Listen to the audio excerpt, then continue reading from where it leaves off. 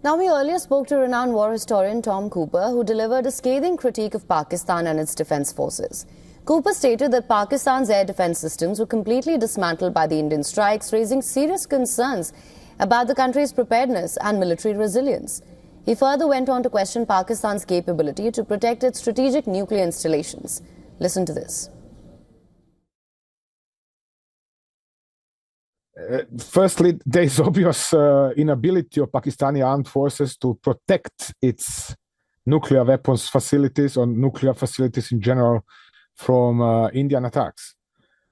This is of particular importance because Pakistani generals have defined a number of red lines, a number of scenarios in which they would deploy nuclear weapons in the case, for example, India withdrawing from the Indus Water Treaty, in the case of Indian armed forces advancing deep into Pakistan, or in the case of India destabilizing Pakistan politically, or blockading Karachi, for example, port of Karachi, and those badly damaging Pakistani economy.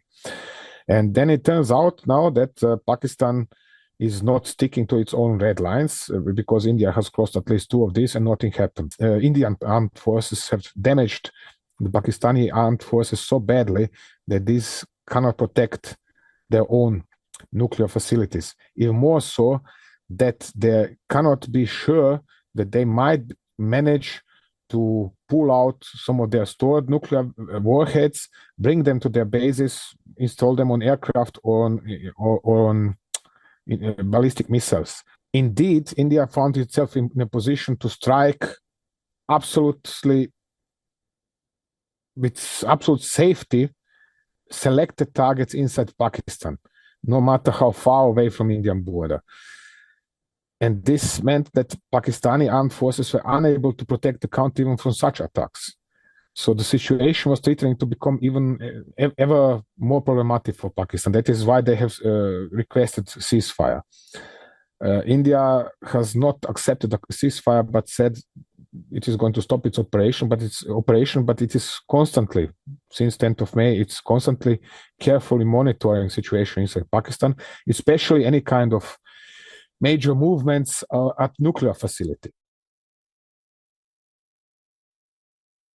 Generally, the Pakistani nuclear command system was assessed as comparable to that of any other nuclear powers, which means that there are some 20 different points from the famous red button and the actual person who is then launching the weapon or installing it on an aircraft or on a ballistic missile and then firing it. But as I said, it was also so that before this war, Pakistani integrated air defense system was assessed as very strong, and Pakistani Air Force was assessed as very strong, and Pakistani armed forces in general were assessed as very strong. And now it turns out no, they have been dismantled in a matter of 90 hours. Therefore, actually, we need to completely reassess this Pakistani nuclear command system.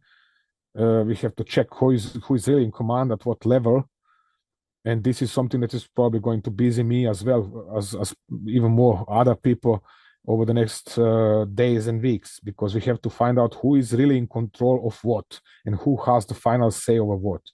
Because it appears presently the Prime Minister of Pakistan is actually little else but somebody who is climbing on some tank and declaring victory. Although it is obvious there is absolutely nothing to talk about victory, in at least not in Pakistan. For latest news, download the WION app and subscribe to our YouTube channel.